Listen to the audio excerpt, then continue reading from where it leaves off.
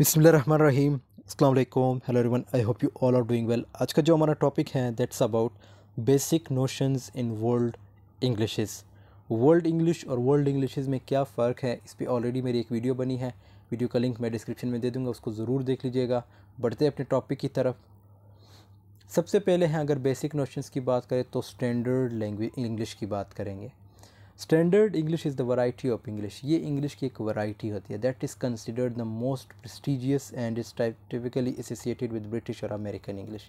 और जब भी हम स्टैंडर्ड इंग्लिश की बात करेंगे तो हमारे माइंड में दो ही मुल्क आएंगे, और वो कौन से हैं? ब्रिटिश और अमेरिकन इंग्लिश, या ब्रिटिश इंग्लिश या अमेरिकन इंग्लिश।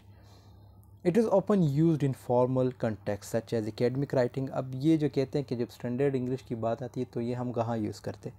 ये हम हमेशा एकेडमिक राइटिंग में यूज़ करते हैं, मतलब यूनिवर्सिटीज़, कॉलेजेस, स्कूल्स, यहाँ पे यूज़ करेंगे। गवर्नमेंट वगैरह के जो डॉक्यूमेंट्स है वहाँ लॉ वगैरह में यूज़ करेंगे। बिज़नेस कम्युनिकेशन, जब हम बिज़नेस कम्युनिकेशन की बात करेंगे तो हम स्टैंडर्ड इंग्लिश को यूज़ करेंगे। एंड न्यूज़ रिपोर्टिंग, और जब आपने ऑब्वियसली जब न्यूज़ रिपोर्टिंग करनी हो तो जो एंकर होगा वो किस इंग्लिश को यूज़ करेगा? स्टैंडर्ड इंग्लिश को यूज़ करेगा।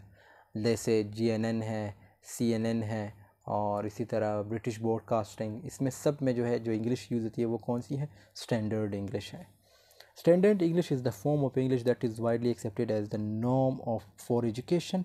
लाइक आई सेड कि ये एजुकेशन फील्ड में यूज़ होती है, बिजनेस में यूज़ होती है, गवर्नमेंट में यूज़ होती है, एंड अदर फॉर्मल कंटेक्स्ट। और दूसरे जो फॉर्मल, जैसे न्यूज़पेपर में आपको स्टैंडर्ड इंग्लिश, अगर पाकिस्तान की बात करें जैसे डाउन न्यूज़पेपर है, मेट्रो है, तो इसमें स्टैंडर्ड इंग्लिश यूज़ होती है।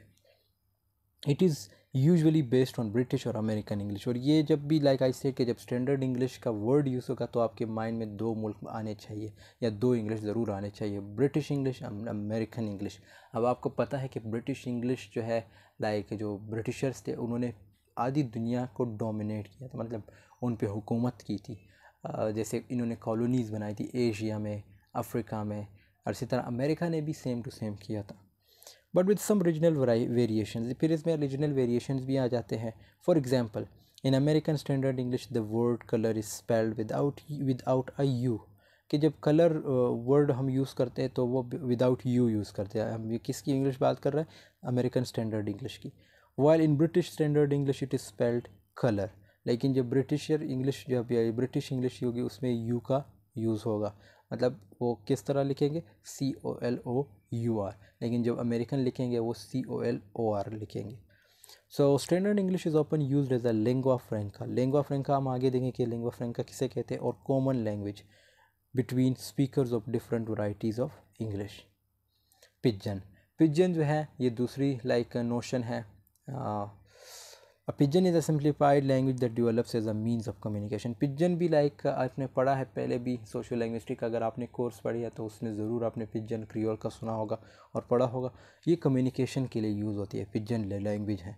इसकी पूरी एक्सप्लेनेशन नीचे हम देखेंगे। Between speakers of different languages के जो स्पीकर्स होंगे उनके बीच जो है पिजन लैंग्वेज की एज अ कम्युनिकेशन के तौर पे यूज़ होगी। Pigeon typically have simplified grammar and limited vocabulary. अच्छा, ये इंपॉर्टेंट पॉइंट है। पिजन की जो है हमेशा एक लिमिटेड वोकेबलरी होगी और ग्रामर होगी। And often are used as trade of other commercial context. और ये हमेशा ट्रेड में यूज़ होती है ये लैंग्वेज, ठीक है, और कमर्शियल कॉन्टेक्स्ट के लिए यूज़ होती है। Pidgin English is a simplified form of English that is used as a lingua franca। lingua franca concept हम आगे देखते हैं। Between speakers of different languages के जो स्पीकर्स होंगे उनके बीच पिजन लैंग्वेज यूज़ होगी। Pidgin English have limited vocabulary and simplified grammar and are often used for basic communication. Like I said, इनकी वो लिमिटेड वोकेबलरी होती है, एक सिंप्लीफाइड ग्रामर होती है, और ये बेसिक कम्युनिकेशन के लिए यूज़ होता है। सपोज़ ट्रेड में जब आप, अब मैं अपनी अगर एग्जांपल दूँ, जब आप मेरे सामने आएंगे, मेरी अलग लैंग्वेज होगी, तुम्हारी अलग लैंग्वेज होगी, तो जब हम एक दूसरे के साथ कम्युनिकेट करेंगे तो ये कौन सी लैंग्वेज होगी? ये भी एक किस्म के पिजन लैंग्वेज होगी। मतलब हम एक लैंग्वेज लाइक डेवलप करेंगे, और उसमें क्या होगा, हम अपनी वोकेबलरी, अपने स्टैंडर्ड ग्रामर यूज़ करेंगे, लाइक सिंप्लीफाइड ग्रामर यूज़ करेंगे, लिमिटेड ग्रामर होगी। और other situations where multiple languages are involve. इसमें लाइक दूसरे लैंग्वेजेस भी इन्वॉल्व हो सकते हैं। For example, Nigerian pidgin English is a pidgin spoken in Nigeria that is influenced by English. कहते हैं ये किससे इन्फ्लुएंस होगा? लाइक आई सेड, इसमें डिफरेंट लैंग्वेजेस भी इन्वॉल्व हो सकते हैं। तो जब आप डिफरेंट लैंग्वेजेस को इन्वॉल्व करेंगे तो ऑब्वियसली एक नई लैंग्वेज बन जाती है। और उसमें क्या होगा, अब ये कहते हैं कि ये जो नाइजेरियन पिजन इंग्लिश है ये किससे इन्फ्लुएंस होती है, इंग्लिश से, पुर्तगीज़ से एंड लोकल अफ्रीकन लैंग्वेजेस से। तो इन तीनों से जब एक लैंग्वेज इन्फ्लुएंस होती है और नई लैंग्वेज उभरती है, एक नई लैंग्वेज सामने आती है, तो उसको हम कौन सी लैंग्वेज कहेंगे, पिजन इंग्लिश। और इन्होंने जो नाम दिया है वो यहाँ पे क्या है कि नाइजेरियन पिजन इंग्लिश। क्रियोल का भी आपने सुना है, a creole is a language that develops from pidgin, और ये जो है डेवलप होती है पिजन से as it becomes the primary language of a community.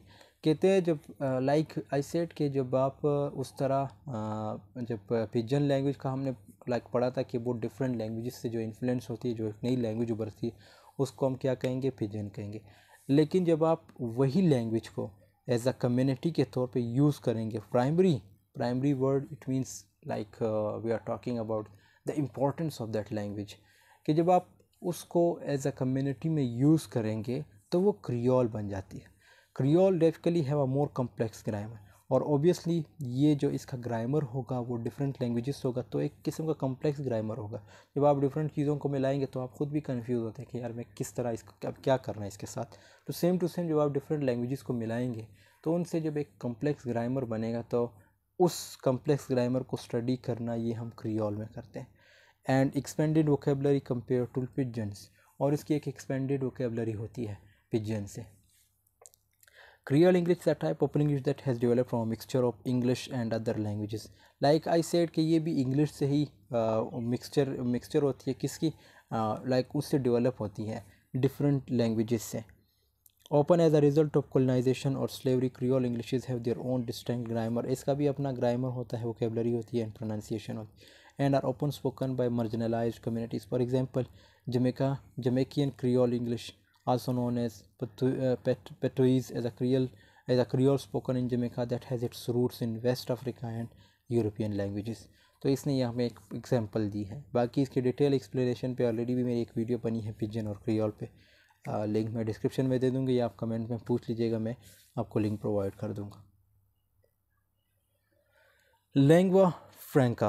Lingua franca is a language that is used as a common means of communication between speakers of different languages. English is currently the most widely used lingua franca in the world. अच्छा, ये कहते हैं कि lingua franca उस language को कहा जाएगा जो लोग कम्युनिकेशन के लिए यूज़ करेंगे, ठीक है, डिफरेंट लैंग्वेजेस को छोड़ के, जो डिफरेंट स्पीकर्स होंगे डिफरेंट लैंग्वेजेस के, वो जब एक लैंग्वेज को यूज़ करेंगे कम्युनिकेशन के लिए, उसको क्या कहेंगे, lingua Franka.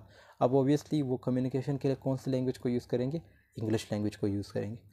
English as a lingua franca, जिसको हम ELF कहते हैं। English as a lingua franca refers to the use of English as common language between speakers of different languages के, वही के डिफरेंट स्पीकर्स होंगे इंग्लिश के, डिफरेंट स्पीकर जब होंगे, जब वो एक लैंग्वेज को यूज़ करेंगे तो उसको क्या कहेंगे, लिंगुआ फ्रेंका। और वो कौन सी लैंग्वेज है, आजकल इंग्लिश है। Without any native speakers involve, इसमें कोई नेटिव स्पीकर्स इन्वॉल्व नहीं होते, ठीक है। मतलब आप सपोज़ मैं अगर कहूँ कि मैं उर्दू स्पीकर हूँ और वो दूसरा जो है बांग्लादेश का है या इंडिया का है, तो जब हम आपस में मिलेंगे, हम अपने जो मैं उर्दू भी नहीं बोलूँगा, वो हिंदी भी नहीं बोलेगा, और दूसरा बंगाली भी नहीं बोलेगा, हम एक लैंग्वेज यूज़ करेंगे। वो कौन सी लैंग्वेज होगी, इंग्लिश होगी। तो इसमें आई सेड कि नेटिव स्पीकर्स इंक्लूड नहीं होंगे। अब मैं तो कोई नेटिव स्पीकर नहीं हूँ इंग्लिश का, इसी तरह जो इंडियन भी कोई नेटिव स्पीकर नहीं है इंग्लिश का, और इसी तरह बंगाली भी कोई, बांग्लादेश का जो होगा वो भी कोई नेटिव स्पीकर नहीं है। सो इट मीन जब हम तीनों आपस में कम्युनिकेट करेंगे, ये क्या होगा, ये एक लिंगुआ फ्रेंका होगा। लिंगुआ फ्रेंका से हमारा जब हम एक और लैंग्वेज यूज़ करेंगे वो इंग्लिश लैंग्वेज होगी ऑब्वियसली, तो ये क्या होगा, ये लिंगुआ फ्रेंका होगा कम्युनिकेशन के लिए जो हम यूज़ करेंगे। ELF involves a set of communication strategies that enable speakers to negotiate to mean, देखो negotiate का मतलब ये कि बातचीत करना, and communicate effectively, और आप obviously communicate करते effectively despite differences in pronunciation। अब आप इसमें चीज़ obviously जब आप दूसरे लैंग्वेज को यूज़ करेंगे तो ना इंडियन आपको रोकेगा, ना बंगाली आपको रोकेगा, ना वो पाकिस्तानी आपको रोकेगा। आप जो है मतलब प्रोनाउंसिएशन का भी ख्याल नहीं रखेंगे, ग्रामर का भी ख्याल नहीं रखेंगे, वोकैबुलरी का भी ख्याल नहीं रखेंगे। आपका मकसद क्या होता है, आपने सिर्फ एक दूसरे को समझना होता है, क्योंकि ना ये आपकी नेटिव लैंग्वेज है इंग्लिश, ना उसकी नेटिव लैंग्वेज है, और ना वो बंगाली की native language. So it means आपने जस्ट एक दूसरे को समझना होगा और इफ़ेक्टिव कम्युनिकेशन के लिए यूज़ करना होता है। For example a Chinese student, यहाँ पे देखो इन्होंने एक और एग्जांपल दी है कि अगर चाइनीज़ स्टूडेंट है और एक ब्राज़ीलियन स्टूडेंट है, जब वो मिलते हैं दूसरे मुल्क में, तो ओबियसली इंग्लिश जो है ना चाइनीज़ की नेटिव लैंग्वेज है और ना ब्राज़ीलियन की नेटिव लैंग्वेज है। तो जब वो एक दूसरे के साथ कम्युनिकेट करेंगे एज आ कम्युनिकेशन के तौर पे जब इंग्लिश को यूज़ करेंगे, तो ये क्या है, ये लिंगुआ फ्रैंका है। Even though neither speakers English as a first language, neither speaks in English as a first language. यही बात हुई ना कि दोनों की जो है इंग्लिश कोई नेटिव लैंग्वेज नहीं है। ब्राज़ीलियन की अलग लैंग्वेज है, चाइनीज़ की अलग लैंग्वेज है। इंडिया लाइक चाइनीज़ बोलते हैं, ब्राज़ीलियन दूसरी लैंग्वेज बोलेंगे। तो जब वो जस्ट एक कम्युनिकेशन के लिए एक दूसरे के साथ बात करेंगे, तो लाइक कम्युनिकेट करेंगे, तो वो कौन सी लैंग्वेज होगी, इंग्लिश होगी। Like I put the best example of Indian, Pakistani and Bangladeshi, Bengali. So तीनों का एग्जांपल बेस्ट था, वो आप अगर माइंड में रखें तो that's more important. World Englishes, world Englishes simple, ये पूरे पैराग्राफ आप लोग देख लीजिएगा। इसका पूरा मतलब यही है कि वर्ल्ड इंग्लिशेस को मैंने ऑलरेडी बहुत दफ़ा एक्सप्लेन किया है। World Englishes different varieties of English को कहते हैं, ठीक है। अब इसमें लाइक डिफरेंट वैराइटीज़ की जब भी हम बात करेंगे तो इसमें इंडियन इंग्लिश भी आएगी, नाइजीरियन इंग्लिश भी आएगी, सिंगापुरियन इंग्लिश भी आएगी, मैनी अदर्स, ऑस्ट्रेलियन इंग्लिश भी आएगी, कैनेडियन इंग्लिश भी आएगी। ये सारी डिफरेंट वैराइटीज़ हैं इंग्लिश की, ठीक है। तो ये इसी तरह इन ममालिक में बोली जाती है, हालांकि ये इनकी नेटिव लैंग्वेज नहीं होती, इन्होंने ख़ुद ये लैंग्वेज कंस्ट्रक्ट की होती है। World English is the field of study, ये दूसरी डिफिनेशन है, ठीक है। फिर इसमें क्या होगा, इसमें आपकी लोकल लैंग्वेज भी इन्वॉल्व होगी, मतलब प्रोनाउंसिएशन में थोड़ा बहुत फ़र्क होगा, ग्रामर जब आप यूज़ करेंगे, इसी तरह जब वोकेबलरी यूज़ करेंगे, सो ऑब्वियसली इसमें आपके लोकल कल्चर्स का ये बहुत बड़ा इन्फ्लुएंस होगा, histories, social context in which the language is used.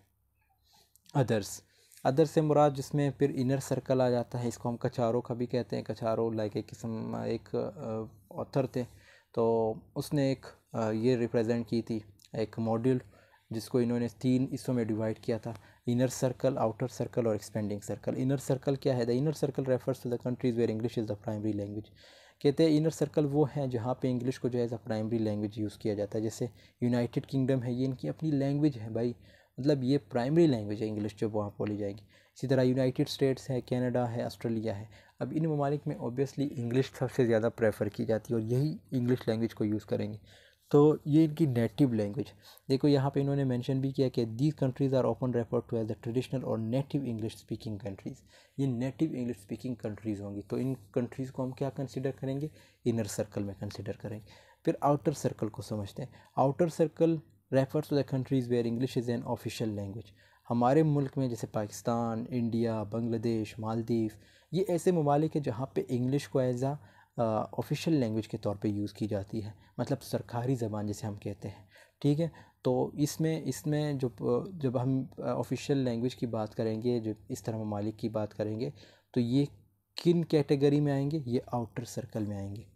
Example जैसे include India, Nigeria, Singapore, Pakistan, Bangladesh, Maldives, different ममालिक, ब्राज़ील और भी बहुत से ममालिक हैं।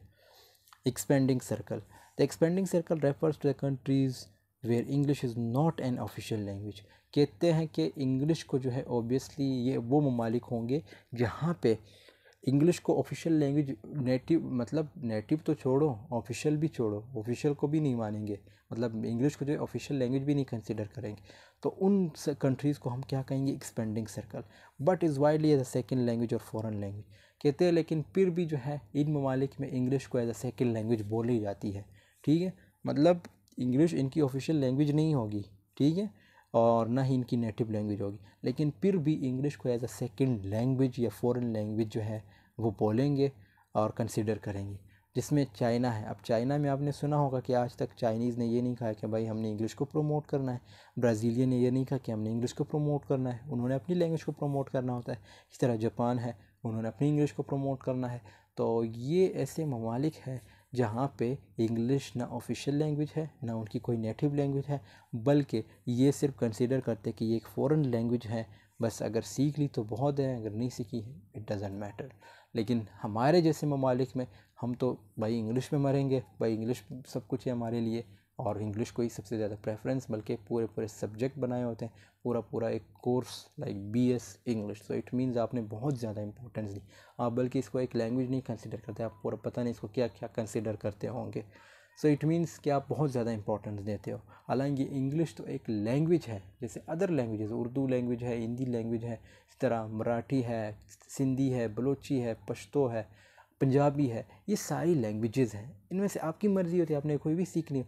लेकिन नहीं भाई, हमने तो इंग्लिश को ज़्यादा प्रेफर करना है, और इंग्लिश को ज़्यादा प्रेफरेंस की वजह से आपने पूरा एक BS इंग्लिश जो 4 साल डिग्री होती है उसको जो है एक पूरी डिग्री दे, मतलब एक डिग्री के तौर पे आप उसको पढ़ा रहे हो इंग्लिश लैंग्वेज को। तो ये इस तरह ममालिक में जहाँ पे इंग्लिश को ज़्यादा इंपॉर्टेंस नहीं दी जाती, बस सिर्फ ये कंसिडर करते कि ये एक फ़ॉरेन लैंग्वेज है, सीखना है तो सीख ले, अदरवाइज़ इट्स ओके। तो ये इन ममालिक में फिर इसमें कैटेगरी में कौन आते हैं? चाइना है, जापान है, ब्राज़ील है, और एक और इम्पॉर्टेंट मुल्क जो मैं भूल गया वो है रशिया। रशिया में भी यही चीज़ है, रशियन जो है इंग्लिश को ज़्यादा प्रमोट नहीं करते। अभी तो मैंने एक न्यूज़ सुनी थी, जैसे इटली है, उन्होंने अपने जो जैसे यहाँ पे पार्लियामेंट्स वगैरह था वहाँ पे भी उन्होंने पाबंदी लगा दी कि भाई जो बंदा इंग्लिश वर्ड यूज़ करे, इंग्लिश को तो छोड़ो, अगर इंग्लिश वर्ड अगर अपनी लैंग्वेज में यूज़ करेगा तो उस पर फ़ाइन होगा। सो ऐसे मुल्क प्रमोट भी होते हैं और तरक्की भी करते हैं। जो अपनी चीज़ों को प्रमोट करेंगे, जो अपनी लैंग्वेज को प्रमोट करेंगे, तो ऐसे ममालिक तरक्की बहुत करते हैं। बेस्ट एग्जांपल आपके सामने चाइना है, जापान है, और ब्राज़ील है, और रशिया है। So this was all about today's. I hope this video has been helpful for you. Video पसंद आई है तो ज़रूर लाइक कमेंट शेयर कीजिएगा। मिलते हैं नेक्स्ट वीडियो में, तब तक के लिए अल्लाह हाफ़िज़, टेक केयर ऑफ़ योरसेल्फ।